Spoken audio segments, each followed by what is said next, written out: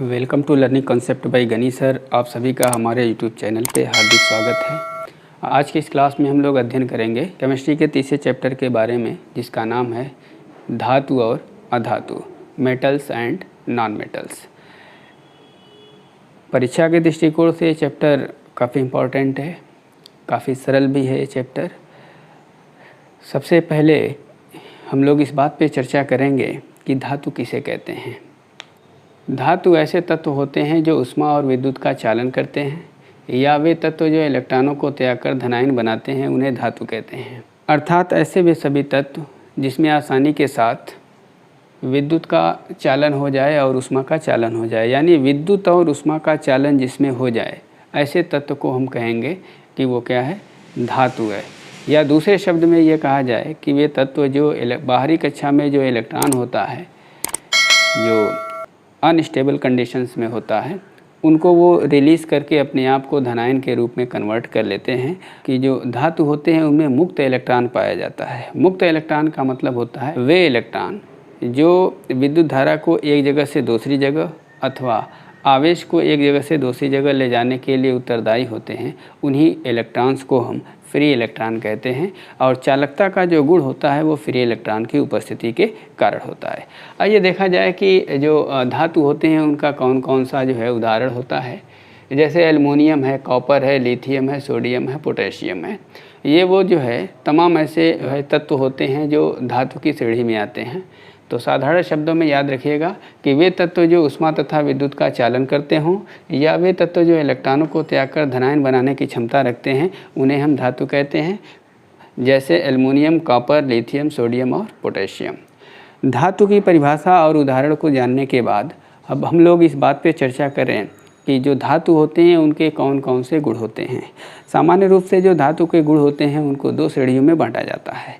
पहली श्रेणी का नाम होता है भौतिक गुण और दूसरी श्रेणी का नाम होता है रासायनिक गुण। पढ़ने के क्रम में हम पहले जो है भौतिक जो गुणधर्म होते हैं उन्हीं गुणधर्म के बारे में पहले अध्ययन करेंगे। जो धातुओं का भौतिक गुण होता है उसको कुछ इस तरह से दर्शाया गया है। पहला गुण है धात्विक चमक, दूसरा है विद्युत एवं ऊष्मीय चालकता, तीसरा है आघात वर्धनीयता, चौथा है तन्यता, कठोरता, गलनांक तथा क्वथनांक, घनत्व, भंगुरता, ध्वनि और विलयता। तो ये वो ऐसे तमाम जो है लक्षण या गुण हैं या कैरेक्टरिस्टिक्स हैं जो एक धातु के अंदर मौजूद होती हैं। आइए भौतिक गुण के प्रत्येक जो है हेडिंग्स को एक एक करके पढ़ा जाए। पहला है इसमें धात्विक चमक। धातुएं जो होती हैं इनमें विशेष प्रकार की जो है चमक पाई जाती है, वो मुक्त इलेक्ट्रॉनों की उपस्थिति के कारण होती है। तो मुक्त इलेक्ट्रॉनों के कारण ये चमकदार होते हैं, और मुक्त इलेक्ट्रॉनों के कारण ये विद्युत और ऊष्मा के सुचालक होते हैं। तो पहली इसकी कैरेक्टरिस्टिक्स ये होती है कि इनमें धात्विक चमक पाई जाती है। दूसरी जो कैरेक्टरिस्टिक्स है इसकी विद्युत एवं ऊष्मीय चालकता, अर्थात जितने भी धातु होते हैं वे विद्युत और ऊष्मा की चालकता का लक्षण प्रदर्शित करते हैं। और चालकता का मतलब होता है एक सिरे से दूसरे सिरे तक ले जाना अथवा अपने में से होकर के गुजरने देना। वो लक्षण को हम चालकता के नाम से जानते हैं। अगला है आघात वर्धनीयता। आघात वर्धनीयता का मतलब ये होता है कि अगर उन्हें हथौड़े से पीटा जाए और पीट पीट करके एक चादर के रूप में जो है अगर बदल दिया जाए, तो इस तरह से हथौड़े से पीट करके उन्हें चादर के रूप में बदलने की जो घटना होती है, इसी को कहा जाता है आघात वर्धनीयता। अगला है तन्यता।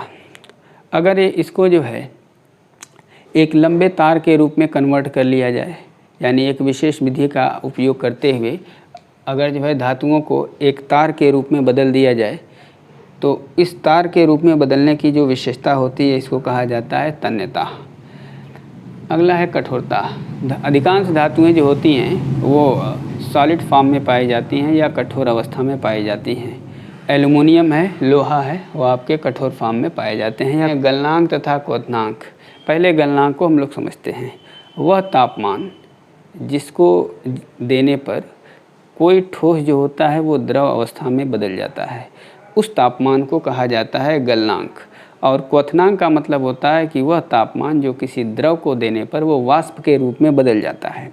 तो द्रव को दिया गया वह तापमान जिस पर वो जो है द्रव से वाष्प की अवस्था में बदल जाता है उसको कहा जाता है क्वथनांक। तो जो धातुएं होती हैं इनका गलनांक जो होता है वो काफ़ी ज़्यादा होता है। जैसे कि लोहे का जो गलनांक होता है वो 1535 डिग्री सेल्सियस होता है, कॉपर का जो होता है वो 1038 डिग्री सेल्सियस होता है। अगला है घनत्व। धातुओं का जो घनत्व होता है वो काफ़ी ज़्यादा होता है। और अगला लक्षण इनका होता है भंगुरता। इनमें जो है भंगुरता का लक्षण भी पाया जाता है। इनको अगर पीटा जाता है हथौड़ों से या किसी अन्य वस्तुओं से तो ये आवाज़ उत्पन्न करते हैं, और आवाज़ उत्पन्न करने की विशेषता जो होती है इसको हम ध्वनि के नाम से जानते हैं। जैसे विद्यालयों में घंटी वगैरह बजाई जाती है, तो घंटी क्या है, लोहे के हथौड़े से पीटा जाता है, या किसी जो है तांबे या पीतल का घंटा होता है जिसको लकड़ी के हथौड़े से भी पीटा जाता है, तो वो आवाज़ उत्पन्न करता है, और आवाज़ उत्पन्न करने की विशेषता को हम ध्वनि के नाम से जानते हैं। और अंतिम जो इसकी विशेषता होती है उसको विलेयता के नाम से जाना जाता है। ये विलायकों में जो है सामान्य परिस्थिति में अविलेय होते हैं। अर्थात धातुओं के भौतिक गुण को जानने के बाद अब हम लोग धातुओं के रासायनिक गुण के बारे में अध्ययन करेंगे। धातुओं का रासायनिक गुण में पहला होता है ऑक्सीजन से अभिक्रिया। जब कभी भी धातु की किसी ऑक्सीजन के साथ अभिक्रिया होती है तो उत्पाद के रूप में धातु ऑक्साइड का निर्माण होता है। अभिक्रिया कुछ इस तरह से होती है जैसे कि यहाँ दर्शाया गया है, 2Mg + O2 2MgO। ये मैग्नीशियम है, ये ऑक्सीजन है, ये आपकी धातु है, ये ऑक्सीजन है, इसके साथ अभिक्रिया हो रही है और मैग्नीशियम ऑक्साइड बन रहा है। यहाँ जो धातु रहेगा उसी का ऑक्साइड इधर प्रोडक्ट के रूप में बनेगा। दूसरा है जल से अभिक्रिया। जब भी जो है किसी धातु की जल से अभिक्रिया होती है तो हाइड्रोजन और धातु का ऑक्साइड बनता है, जैसे कैल्शियम, और ये है आपका 2H2O पानी है, ये कैल्शियम हाइड्रोक्साइड और ये हाइड्रोजन। यानी इस धातु की इस पानी के साथ अभिक्रिया हो रही है तो यहाँ पे जो धातु रहेगा उसी का हाइड्रोक्साइड बनेगा और हाइड्रोजन गैस रिलीज होगी। अर्थात जब कभी भी जल से जो है किसी धातु की अभिक्रिया होती है तो उत्पाद के रूप में हाइड्रोजन और धातु का ऑक्साइड बनता है। इसी क्रम में तीसरा है धातु की हाइड्रोजन से अभिक्रिया। जब कभी भी किसी धातु की हाइड्रोजन से अभिक्रिया होती है तो उत्पाद के रूप में हाइड्राइड बनता है। अभिक्रिया को देखा जाए, 2Na + H2 ये आपका धातु है, ये हाइड्रोजन है, दोनों की पारस्परिक अभिक्रिया हो रही है और 2NaH यानी सोडियम हाइड्राइड का निर्माण हो रहा है। तनु अम्लों से अभिक्रिया, अर्थात धातु की जब जो है तनु अम्ल से अभिक्रिया होती है तो क्या उत्पाद के रूप में बनता है। इसमें पहली अभिक्रिया जो है वो HCl के साथ होती है। जब HCl के साथ कोई भी जो है धातु अभिक्रिया करता है तो लवण और हाइड्रोजन का निर्माण होता है। जैसे 2Na + 2HCl, ये सोडियम है, ये हाइड्रोक्लोरिक अम्ल है, ये धातु है और ये अम्ल तनु अम्ल है, और इसके साथ अभिक्रिया जब हो रही है तो उत्पाद के रूप में 2NaCl + H2, ये सोडियम क्लोराइड है और ये हाइड्रोजन है। इसी क्रम में H2SO4 से अभिक्रिया, जब किसी धातु की H2SO4 यानी सल्फ्यूरिक अम्ल से अभिक्रिया होती है तो उत्पाद के रूप में धातु सल्फेट और हाइड्रोजन गैस बनती है। धातु H2SO4 धातु का सल्फेट बनेगा और हाइड्रोजन गैस मुक्त होगी या रिलीज़ होगी। जैसे 2Na + H2SO4, ये सोडियम है, धातु के रूप में है और सल्फ्यूरिक अम्ल H2SO4 से दर्शाई गई है। उत्पाद के रूप में Na2SO4 सोडियम सल्फेट बन रहा है और हाइड्रोजन गैस रिलीज़ हो रही है। HNO3 से अभिक्रिया यानी नाइट्रिक अम्ल से अभिक्रिया, जब किसी धातु की नाइट्रिक अम्ल से अभिक्रिया होती है तो धातु का नाइट्रेट और हाइड्रोजन गैस बनती है।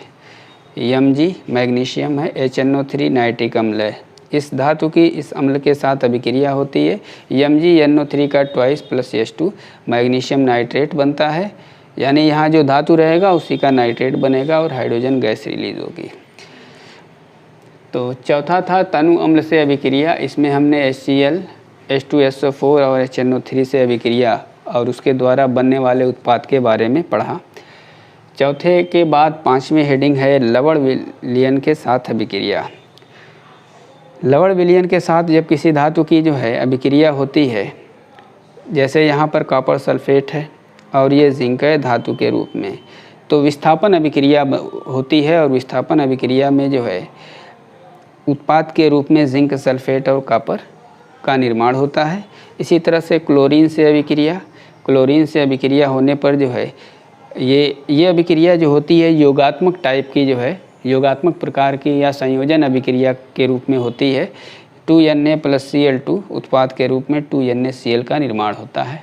तो आज के इस क्लास में हम लोगों ने धातु क्या होते हैं, धातु के भौतिक और रासायनिक गुण क्या होते हैं आदि से संबंधित तथ्यों का अध्ययन किया। एग्ज़ाम में यहाँ से प्रश्न धातु क्या होते हैं, उनके भौतिक और रासायनिक गुण क्या होते हैं आदि तथ्यों से संबंधित क्वेश्चन अक्सर बनते हैं। वीडियो को लाइक, शेयर और सब्सक्राइब करना न भूलिएगा। मिलेंगे फिर नेक्स्ट वीडियो में, तब तक के लिए बाय।